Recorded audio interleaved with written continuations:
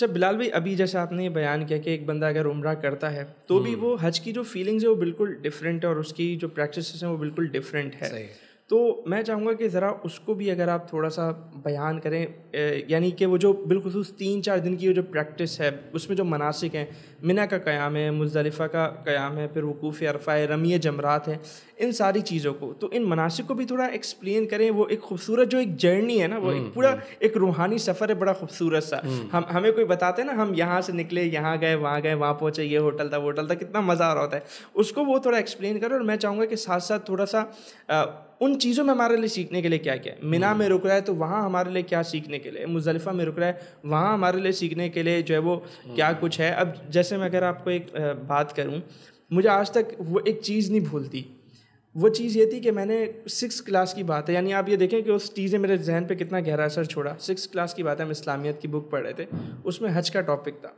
تو حج کے ٹاپک میں جو ہے نا، وہ جب مزدلفہ کا جو چیپٹر آیا، وہ مشعر حرام کے حاجی جب وقوف عرفہ جب کر لیتا ہے تو وہ مشعر حرام پہ جاتا ہے.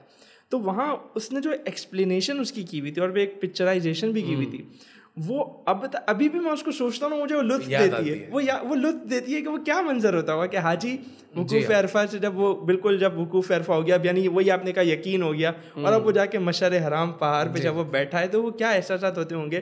تو وہ ان تمام احساسات کو میں چاہتا ہوں کہ آپ بیان کریں، وہ بالخصوص ان 3-4 دن کی پریکٹسز کو. دیکھیے، سب سے پہلے تو یہ کہ اللہ رب العزت نے کیا فرمایا حاجیوں کے لیے، الحج اشہر معلومات. جب حج کے لیے جب چلتے ہیں تو فلا رفث ولا فسوق ولا جدال فی الحج، یعنی سفر حج میں کوئی بیہودہ بات نہیں ہونی چاہیے، کوئی غلط بات نہیں ہونی چاہیے. ولا فسوق، کوئی گناہ نہیں ہونا چاہیے. ولا جدال فی الحج، اور جدال یعنی جھگڑا بھی نہیں ہونا چاہیے. کتنی بنیادی، یعنی اللہ رب العزت نے خاص ان 3 چیزوں کو بیان کر دیا کہ جس کا عام طور پر یہ سمجھے کہ خطرہ ہے کہ سفر حج میں یہ ہونا ہے یا کسی بھی سفر میں ہونا ہے. جس سفر میں اگر آپ کے ایک گروپ میں 20, 25, 50 لوگ ہوں تو آپ سمجھ سکتے ہیں کہ یہ کہیں نہ کہیں جھگڑیں گے، بالکل کہیں نہ کہیں ان کو یاد آئے گا ایک دوسرے کا گریبان پکڑنا. تو اللہ رب العزت نے منع فرما دیا. اچھا، پھر فسق سے منع کر دیا، کیونکہ یہ ایک روحانی سفر ہے، ایک مبارک سفر ہے. اور بندہ چونکہ جب حالت احرام میں ہوتا ہے تو وہ اپنی زوجہ کے قریب نہیں ہو سکتا، تو اس کو وہ خیالات نہ آئے اور اس حوالے سے وہ بات نہ کرے. وہاں بھی روک دیا گیا کہ اس طرح کی کوئی بات بھی نہیں کرنی جب تک کہ وہ طواف الزیارہ نہیں کر لیتا، تب تک کہ وہ اس کے لیے حلال نہیں ہوتا.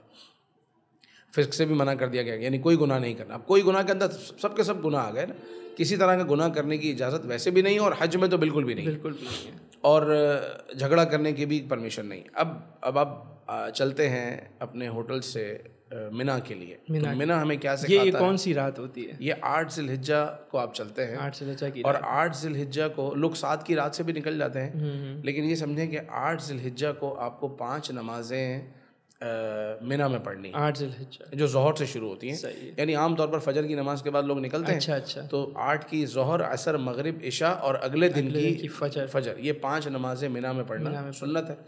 اس میں سنت ابراہیمی بھی ہے، اس میں نبی پاک علیہ الصلوۃ والسلام کی سنت ہے. وہ یاد ہے کہ آپ علیہ الصلوۃ والسلام آئے تھے اور آپ علیہ الصلوۃ والسلام نے چونکہ ایسا ہی کیا تھا تو ہم بھی ایسا ہی کریں گے.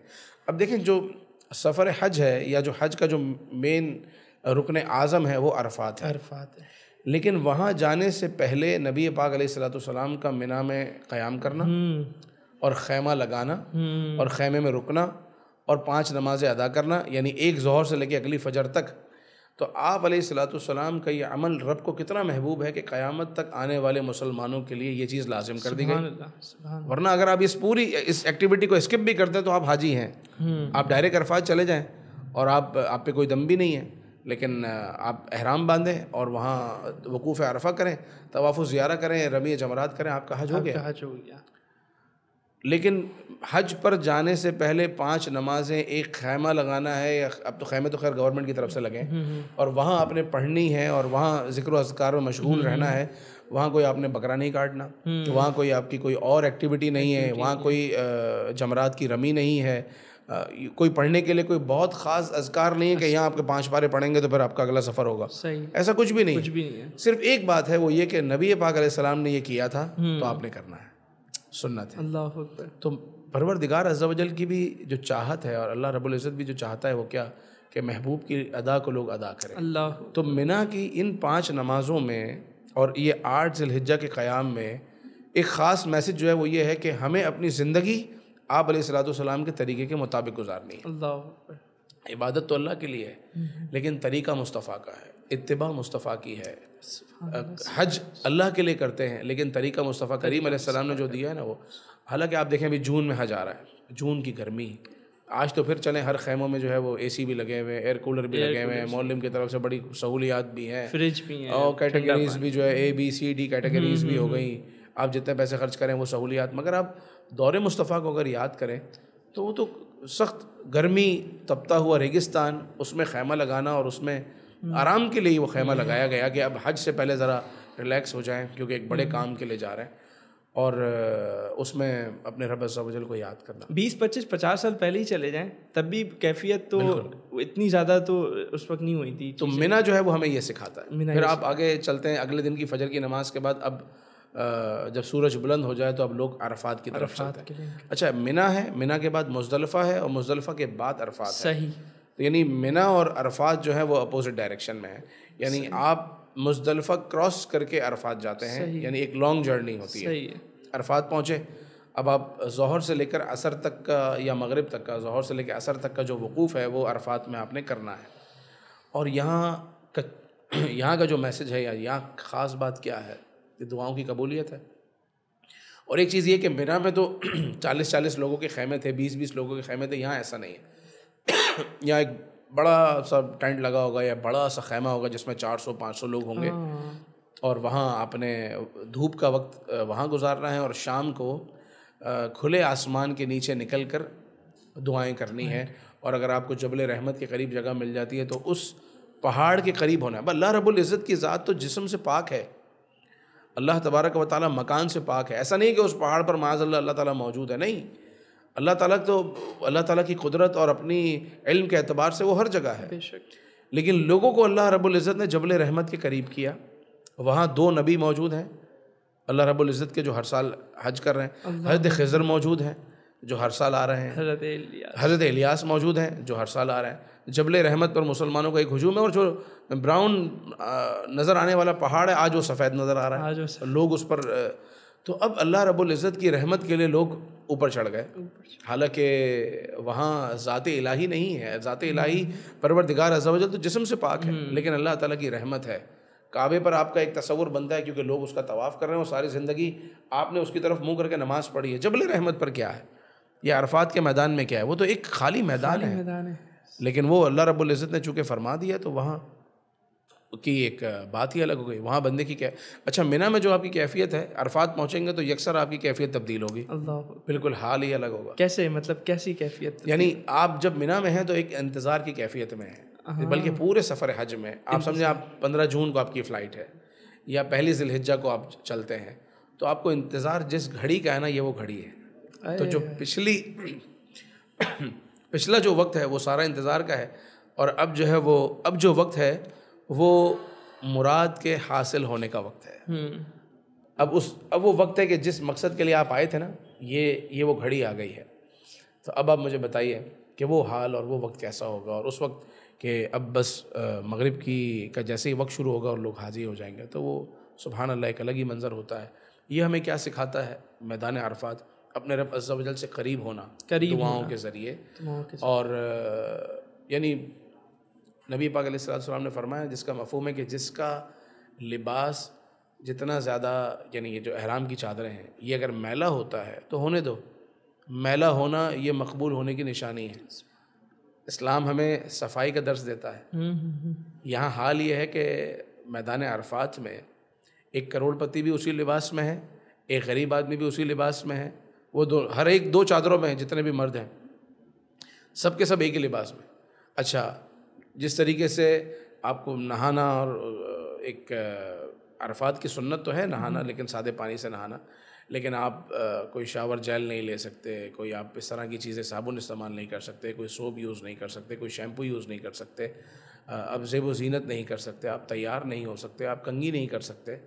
حالانکہ دین ہمیں ان تمام چیزوں کا درس دیتا ہے, لیکن یہاں خاص یہ میدان عرفات ہمیں کیا سکھا رہا ہے کہ اللہ رب العزت کے نزدیک سب برابر ہیں, سب ایک جیسے ہیں. اور یہاں آپ کا مقصد اپنے آپ کو تیار کرنا نہیں ہے, اس لیے کہ ان اللہ لا ينظر الى صورکم ولكن ينظر الى قلوبکم. وہ تو تمہارے دلوں کو دیکھتا ہے. تو آج وہ سب ایک ہی صف میں کھڑے ہیں, سب ایک انداز پر ہیں, کیا امیر و غریب کا کوئی فرق نہیں ہے. تو یہ میدان عرفات کا جلوہ ہے. اور اس کے بعد جب غروب آفتاب ہوتا ہے, اب آپ چلتے ہیں مزدلفہ کے لیے, یعنی اب آپ کی جو جرنی ہے وہ ریٹرن اب واپس آ رہے ہیں. دوبارہ آپ کو منی آنا ہے, لیکن منی آنے کے لیے آپ علیہ الصلوۃ والسلام ڈائریکٹ منی نہیں آئے, بلکہ عرفات سے واپس پیدل چلے. بیچ میں مزدلفہ آیا تو مزدلفہ میں ہی ٹھہر گئے, مغرب اور عشاء 2 نمازیں ملا کر پڑھی اور ساری رات یہاں قیام کیا, وہی مشعر حرام. اب مزدلفہ میں جو قیام ہے وہ رات کا قیام ہے. رات آپ کو گزارنی ہے, اور یہاں کوئی خیمہ نہیں ہے, بلکہ یہاں کھلے آسمان تلے آپ نے رات گزارنی ہے, پوری رات. اب آپ کا نصیب ہے, آپ رات 12 بجے پہنچے, 1 بجے پہنچے, 2 بجے پہنچے, چلے تو مغرب کے بعد تھے, لیکن آپ کیونکہ رش ہوتا ہے, لوگ اگر بسوں میں بیٹھ جاتے تو 5-5 گھنٹے تو بس کھڑی ہی رہتی ہے. ہم تو نارملی پیدل چلتے ہیں, تو پیدل چلیں تو آپ 40-50 منٹ میں آپ پہنچ جاتے ہیں, اور ٹھنڈا ٹائم ہوتا ہے تو واک کرتے کرتے کرتے آپ آرام سے پہنچ گئے. اب مزدلفہ پہنچ گئے, اور آپ دیکھیں نا کتنا پرسکون بندہ حاجی ہو گیا. اب وہ حاجی ہو چکا ہے, اور سمجھیں کہ جس مقصد کے لیے چلا تھا وہ مقصد اس کا پورا ہو گیا. اب اس کو اپنی واپسی میں چیزوں کو کمپلیٹ کرنا ہے اور واپسی کا راستہ ہے. اب یہاں حقوق العباد بھی معاف ہونے ہیں, تو مغرب اور عشاء کی نماز ملا کر پڑھی, رات کو کھانا وانا کھایا. اب جہاں جگہ ملے وہاں, یعنی مرد ایک طرف, خواتین ایک طرف, نہ خواتین کا کوئی خیمہ نہ مردوں کا کوئی خیمہ, اور سب جو ہے وہ کھلے آسمان کے. اور تھکے ہوئے کتنا ہوتے ہیں, کیونکہ پچھلی رات, اس سے پچھلی رات تو تقریباً نیند نہ ہونے جیسی ہے, اس سے پچھلی رات بھی یہی حال ہوتا ہے. تو وہاں کچھ پڑھنے کی چیزیں ہیں کہ جو رفیق الحرمین میں اور دیگر کتابوں میں لکھی ہیں, تو وہ اذکار کچھ پڑھنے ہوتے ہیں, اور وہاں رات گزارنا ہوتا ہے, رات گزارنی ہوتی ہے. اور یہاں بندے کے سیکھنے کے لیے کیا ہے, بہت کچھ, کہ پروردگار عز و جل کا کتنا احسان ہے کہ ہم روزانہ اپنے بستر پہ سوتے ہیں. ہم, اللہ رب العزت نے ہم کو چھت دی ہے, اللہ تعالیٰ نے اپنا گھر دیا ہے, اور دنیا میں کتنے لوگ ایسے ہیں جو بے گھر ہیں. آج جو ہم ایک رات گزار رہے ہیں, تو ہمارے لیے کوئی یوں بھی کوئی آر کی بات نہیں ہے کہ یہ تو مناسک حج ہے, اور دوسری بات یہ کہ لاکھوں لوگ کر رہے ہیں, بلکہ اس میں تو آدمی کو فخر ہوتا ہے کہ میں. لیکن آپ تصور کریں کہ اگر انسان کو ایک رات بغیر چھت کے گزارنی پڑ جائے, گھر سے باہر گزارنی پڑ جائے تو مشکل ہو جاتا ہے. تو یہ اللہ رب العزت کی نعمتوں کی یاد ہے, اللہ تعالیٰ نے جو ہم کو عطا کی ہیں. آج ذرا ٹیمپریچر ہائی ہوتا ہے تو ہم اے سی آن کر لیتے ہیں, ہماری گاڑیاں جو ہیں وہ ایئر کنڈیشن ہے, ہمارے آفسوں میں اے سی لگا ہے, ہمارے گھروں میں اے سی ہے, ہم ایک پرسکون ایک اچھی لائف گزار رہے ہیں. لیکن دنیا میں بہت سارے لوگ ایسے بھی ہیں کہ جن کے پاس چھت نہیں ہے, جو رات فٹ پاتھ پہ گزارتے ہیں. دنیا میں ایک بہت بڑی تعداد ہے ایسے لوگوں کی جو بے گھر ہیں, یا اگر گھر ہے بھی تو ایک ایک کمرے میں 8-8 10-10 لوگ ہیں, ایسے بھی ہیں. اس حالت میں بھی لوگ وقت گزارتے ہیں. تو اللہ رب العزت کی جو نعمتیں اللہ تعالیٰ نے ہم کو عطا کی ہے نا, اس کے شکر کا وقت ہے, اس کے شکر کا بھی وقت ہے, اور دوسروں کے احساس کا بھی وقت ہے. بالکل, ظاہر احساس ہوگا تبھی شکر ہوگا نا, کہ بندہ احساس کرے گا کہ میرے لوگوں کا احساس ہوگا تو اپنی نعمتوں کا احساس ہوگا, جب اپنی نعمت کا احساس ہوگا تو بندہ شکر کرے گا. تو یہ ایک شکر کی کیفیت کا ایک بڑا زبردست موقع ہوتا ہے, اور بندے کا دل, مطلب اندر سے آواز آتی ہے کہ مولا تیرا شکر ہے کہ تو نے ہمیں بہت کچھ عطا کیا ہے. اور پھر اس کے بعد جب صبح ہوتی ہے فجر کی نماز کے بعد, اب آپ دوبارہ اپنی جگہ پر آتے ہیں, منی میں اپنے یا تو خیمے میں چلے جائیں, یا پھر آپ جا کر جو ہے اگر ہمت میں ہوں تو شیطان کو, جمرات کو کنکریاں ماریں, اور اس کے بعد پھر قربانی ہوتی ہے. صحیح. اب قربانی کے لیے ہم خود نہیں جاتے, ورنہ اس پہلے زمانے میں یہ بھی ایک بڑا منظر ہوتا تھا کہ لوگ خود جاتے تھے, اور بہت سارے بکرے دمبے کھڑے ہیں, اور پھر اپنی مرضی سے اپنے جانور نکالے. اور قربانی کے جانور کہاں ہوتے تھے, کہاں کٹتے؟ پہلے منی میں ہی ایک قریبی ایک جگہ سلاٹر ہاؤس تھا, لیکن اب بہت دور ہو گیا. اب دور ہو گیا تو اب وہ کاروان کے یا گروپ کے جو کچھ لیڈرز یا کچھ 2-4 لوگ ہوتے ہیں نا, وہ جا کر اور سب کی طرف سے قربانی کر دیتے ہیں. لیکن اس میں ایک ترتیب ہے کہ آپ کی قربانی جمرات کے بعد ہونی چاہیے, یعنی پہلے آپ نے شیطان کو کنکریاں مارنی ہے, پھر قربانی ہونی ہے, پھر حلق کروانا ہے. یعنی ترتیب آگے پیچھے ہو گئی تو دم ہو جائے گا, خراب ہو جائے گا معاملہ. صحیح. تو پہلے ہمیں انفارم کرنا ہوتا ہے اپنے جو جا رہے ہیں حج پر, ان کے لیے خاص بات ہے کہ آپ بتائیں گے کہ میری رمی ہو گئی ہے, ٹھیک ہے, اور بتانے کے بعد آپ ٹنڈ نہیں کروا سکتے, گنجے نہیں ہو سکتے. اب آپ ویٹ کریں گے کہ وہ آپ کو بتائیں گے کہ قربانی ہو گئی ہے, پھر آپ نے حلق کروانا ہے. اب چاہے 2 گھنٹے لگیں, 4 گھنٹے لگے, 10 گھنٹے لگیں, 12 گھنٹے لگے, جتنے بھی گھنٹے لگیں, آپ ورنہ احرام نہیں اتاریں گے. اگر اتار دیا تو ظاہر ہے کہ پھر دم کی صورت بنے گی. تو یہ ایک سمجھیں کہ ایک تھوڑا سا یہ جو 10واں دن ہے یہ ہمیں صبر سکھاتا ہے. ہاں, صبر. اس لیے کہ اب آپ 2 راتوں کے جاگے میں ہیں, اور آپ چاہ رہے ہیں کہ یار میں نے 3 دن سے تولیہ باندھا ہوا ہے, تو یہاں تو روزانہ نہانے کی عادت ہے, بلکہ دن میں 2 دفعہ ہم شاور لیتے ہیں. اب صورتحال یہ ہے کہ آپ نے پچھلے 3 دن سے نہایا نہیں ہے, اور اگر عرفات میں بھی آپ نے شاور لیا تھا تو اس میں کوئی شیمپو یا کوئی شاور جیل تو آپ نے یوز کیا نہیں, آپ نے صرف پانی سے نہا لیا ایک سنت ادا کرنے کے لیے.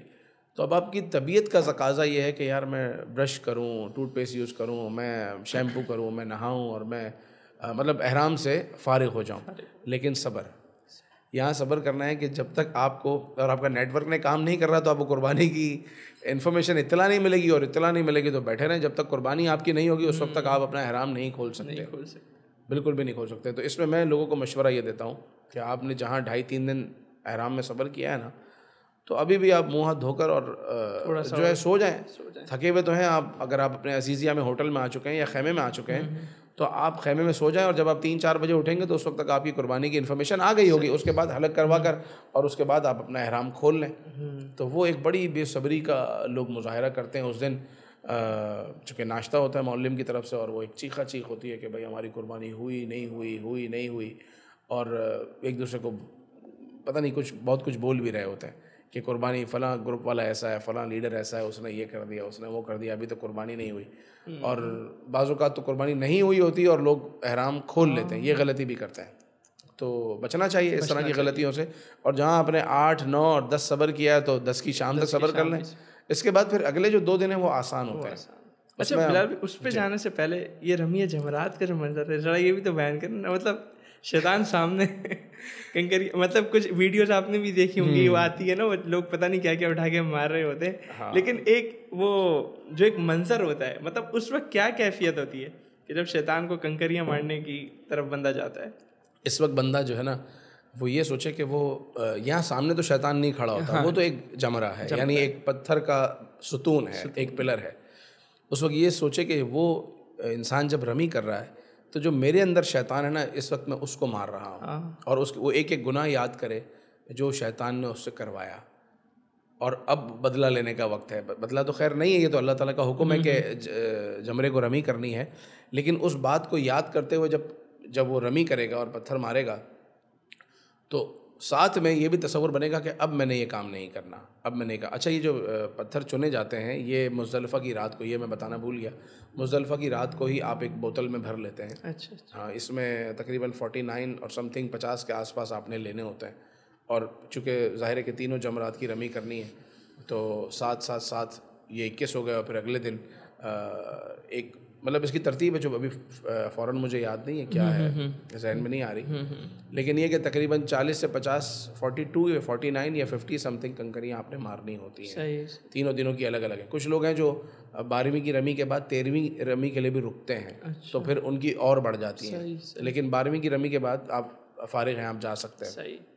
یعنی کچھ لوگ 3 دن رمی کرتے ہیں, کچھ لوگ 4 دن رمی کرتے ہیں. اگر آپ رک گئے ہیں وہاں پر تو 4تھے دن بھی رمی کریں گے. تو بہرحال یہ کیفیت ہوتی ہے, اور لوگ جو کرتے ہیں تو اپنے اپنے غصوں کا اظہار کرتے ہیں. انما الاعمال بالنیات, کہ کیا ان کی نیت ہے, کیا منشا ہے, اور ظاہر ہے کہ عمل کا دار و مدار تو نیت پر ہے. لیکن ہمیں دونوں طریقوں سے شریعت نے ایک باؤنڈری دی ہے, یعنی آپ نے رمی بھی کرنی ہے اور صرف اسی پتھر سے کرنی ہے, کوئی بڑا کوئی اینٹ ویٹ نہیں لے کر آنی, اس کا سائز یہ ہونا چاہیے. اس کا مطلب یہ کہ ہم رمی کرنے میں جیسے کام میں بھی ہم شریعت کے پابند ہیں. یعنی ہم بوتل اٹھا کے نہیں مار سکتے, ہم پیپسی کا کین اٹھا کے نہیں مار سکتے, ہم کوئی اور چیز وزنی سی اٹھا کے نہیں مار سکتے. یہاں اس کو مارنا مقصد نہیں ہے, یہاں اللہ تعالیٰ کے حکم کی بجا آوری مقصد ہے. تو اس کا سائز بیان ہوا ہے, اس کی تعداد. بندہ بولے نہیں میں 7 نہیں, میں تو 50 ماروں گا, بھائی 50 مارنی نہیں ہے, 7 مارنی ہے. ہر چیز میں مطلب شریعت کی پیروی ہے, چاہے وہ اچھا کام ہو یا پھر اگر آپ کسی کے برے کام کی جج بھی دے رہے ہوں تو اس میں بھی آپ نے شریعت, بس یہ حکم الہی ہے, اور اتنا ہی کرنا ہے, اتنی جمرات پہ رمی کرنی ہے, اتنے ہی دن کرنی ہے, اتنے ہی پتھروں سے کرنی ہے, اور اسی انداز میں کرنی ہے جیسا رب نے فرمایا. اسی کا نام امتحان ہے, اور اسی کا نام اتباع بھی ہے, اور اسی کا نام اطاعت بھی ہے.